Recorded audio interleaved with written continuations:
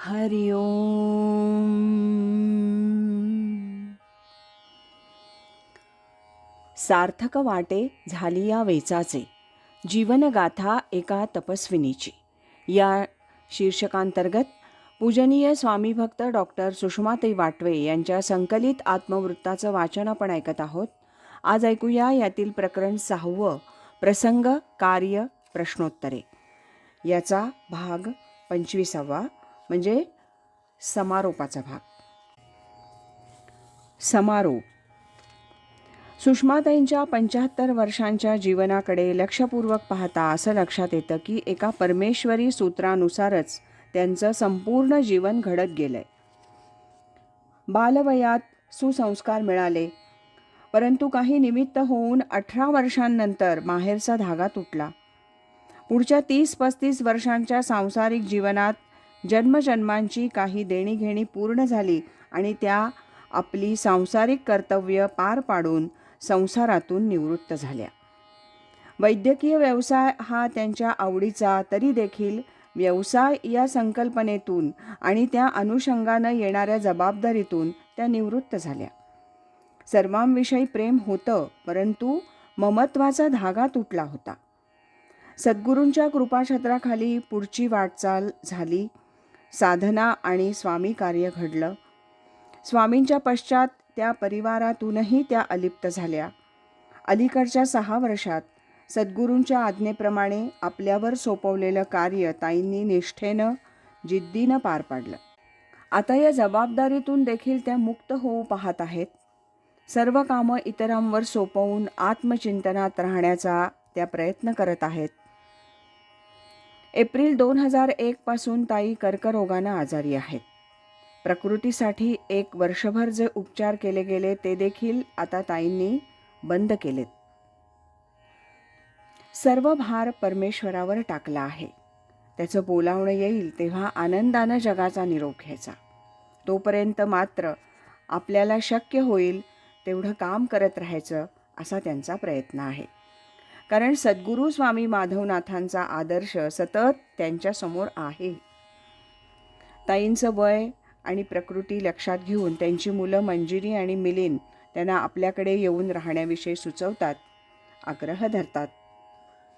तथापि ताईंना स्वामीजींचे शब्द आठवतात, ऐकायला मिळतात की शक्यतो आपण आपल्या घरी राहावं. देहाला सांभाळण्यास गरज असेल तेव्हा मनुष्य ठेवावा. अगदीच इलाज नसेल तर इतरत्र राहावं. स्वामीजींनी तसंच केलं. तसाच प्रयत्न ताईंचा आहे. ताई आजारी म्हणून कोणी भेटायला येणार म्हटलं अथवा भेटायला आले तर त्या म्हणतात, देहाबद्दल आपण काही बोलायला नको. स्वामीजींच्या काही आठवणी सांगणार असाल तर सांगा. त्यात खरा आनंद आहे. व्याधी देहाला आहे, मला नाही. सध्या प्रकृती ठीक नाही म्हणून त्या प्रवचनासाठी कुठेही जात नाहीत. परंतु यापूर्वी देखील कुणाचं निमंत्रण आलं म्हणून प्रवचनासाठी जायचं असं धोरण ताईंनी ठेवलं नाही. द्रव्येषणा आणि लोकेषणा यापासून दूर राहायला स्वामीजींनी सांगितलं. तेच ताईंच्या नजरेसमोर असतं. अनेक ग्रंथांचं लेखन ताईंनी केलं. पूर्वीही त्या अनेक विषयांवर लेखन करीत, म्हणून विविध मासिकं विशेषांकांकडून त्यांना लेख पाठवण्याविषयी पत्र येत. तथापि तसं लेखन करण्याची प्रेरणा त्यांना अंतःकरणातून येत नाही. शिवाय सध्या हाती घेतलेल्या ग्रंथांचंच काम बरंच असल्यानं इतर लेखन त्या करीत नाहीत. अनुग्रह घेण्याची इच्छा कुणी प्रदर्शित केली तर त्या विचारतात, कशासाठी अनुग्रह पाहिजे? सांसारिक अडचणीतून मुक्तता मिळावी म्हणून अनुग्रह नाही. पारत्रिक कल्याण साधायचं असेल, त्यासाठी साधना करणार असाल तरच अनुग्रह. असे ताईंचे विचार असल्यानं कुणालाही सहजासहजी अनुग्रह इथं मिळत नाही. गेल्या 1.5 वर्षात अनेक मंडळी अनुग्रहाविषयी आणि पारमार्थिक मार्गदर्शनासाठी ताईंकडे आली आणि येत आहेत. यथाशक्ती ते काम देखील देहाची मर्यादा लक्षात घेऊन त्या करत असतात. त्या दृष्टीनं प्रकाशित ग्रंथ आणि कॅसेट्स याचा उपयोग चांगला होतो. परंतु केवळ दर्शनासाठी येऊ इच्छिणाऱ्यांना मात्र त्या फारसं उत्तेजन देत नाहीत. त्या स्पष्ट सांगतात, नुसतं दर्शन घेऊन काय होणार? साधना समजून घेऊन ध्याननामादी साधनेला लागा. ग्रंथांचा अभ्यास करून त्याप्रमाणे आचरण केलं तर त्यात तुमचं अंतिम कल्याण आहे. सुषमाताईंच्या जीवनात असंख्य अनुकूल प्रतिकूल घटना घडल्या. तशा व्यक्ती भेटल्या. त्या संबंधी बोलताना ताई म्हणतात, त्या घटना आणि व्यक्तींच्या रूपानं परमेश्वरानंच मला अनंत रूपानं मदत केली आणि या आनंदाच्या स्थितीपर्यंत पोहोचवलं. त्यांच्याविषयी माझ्या मनात कृतज्ञतेचा भाव आहे. एकूण ताईंच्या विचाराचं स्वरूप पाहता कुणाविषयीही त्यांच्या मनात अप्रीती, नाराजी, राग नसून सर्वांबद्दल प्रेमाचा, कृतज्ञतेचाच भाव आहे.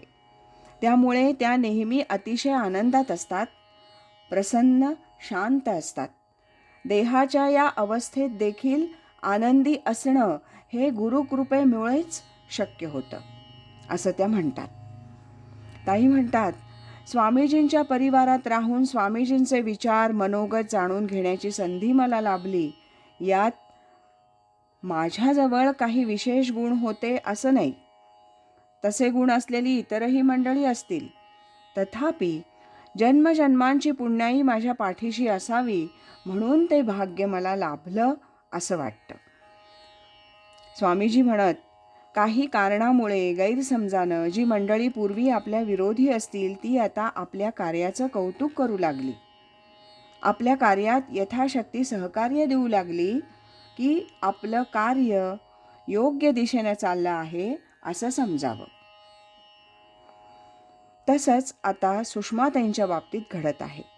पूर्वी दूर गेलेली माहेरची सासरची मंडळी, भावंड, नातलग, मित्रपरिवार, स्वामीजींची अनुगृहीत साधक मंडळी सर्वच जण ताईंच्या हातून घडणाऱ्या कार्याबद्दल, त्यांच्या पारमार्थिक प्रगतीबद्दल कौतुकाचे, प्रेमाचे, आदराचे उद्गार काढतात. प्रत्यक्षात भेटून मार्गदर्शन घेतात.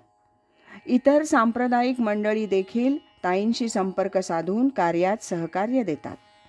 ताई म्हणतात, परमेश्वरच या सर्वांच्या रूपानं कार्याचा गौरव करीत आहे. मला याचा अत्यंत आनंद आहे. श्री लक्ष्मी गुरुकृपा 1020 सदाशिवपेठ हे ताईंचं निवासस्थान आहे.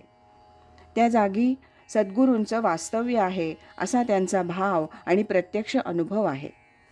त्या जागेत फक्त परमार्थ हा विषय आहे. तिथं सांसारिक गोष्टी नाहीत. दीर्घकाळच्या साधनेनं ती जागा पवित्र झाली आहे. त्या निवासाचं मंदिर बनलंय. देव माझा, मी देवाचा या भावात त्या तिथं एकांतात राहू इच्छितात. स्वामीजींच्या कॅसेट्स ऐकणं, ग्रंथवाचन, ध्यान, नाम, पूजा यात त्या रंगलेल्या असतात. देहाला सांभाळण्यासाठी एखाद्या व्यक्तीची गरज पडेल तेवढीच व्यक्ती जवळ असते. त्या व्यक्तीनं देखील काही न बोलता भगवत स्मरणात स्वस्थ बसावं अशी त्यांची इच्छा असते.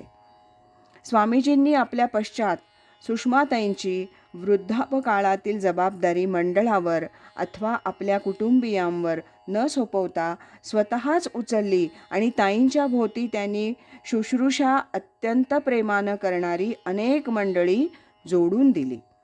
आणि मी शेवटपर्यंत तुझी काळजी घेईन हे वचन ते सार्थ करत आहेत. देह वैकल्याचा वारा झणे लागेल या सुकुमारा, म्हणून आत्मबोधाची या पांजिरा सुयेत याते. ह्या श्री ज्ञानेश्वर महाराजांच्या ओवीचा अनुभव घेत ताई आपल्या आनंदात असतात.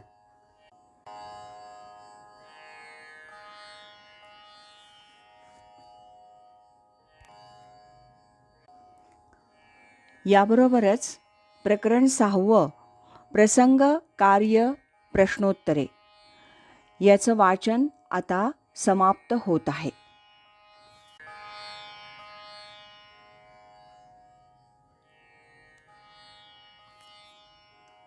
अखंड करी सोहम ध्यान,